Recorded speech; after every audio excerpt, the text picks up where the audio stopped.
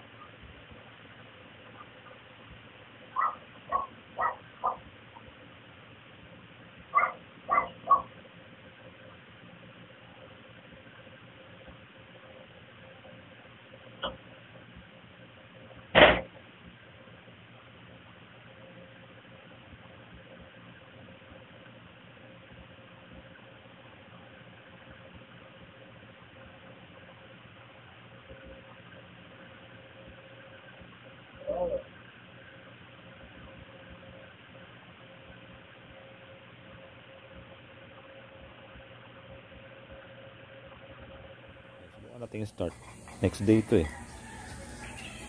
Bago to, maaga. Start natin. Ayan, naka-advance na yung timing niyan. Ayan. On. Ayan, fuel pump on. Tapak sa brake. Start. Start na siya, one click.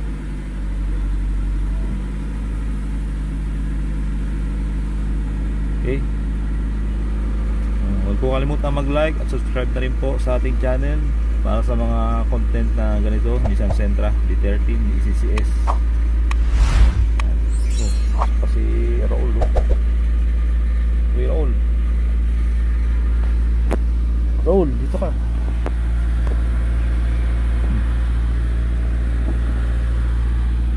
Okay. Hold talaga, pasok na naman eh. Uy, labas.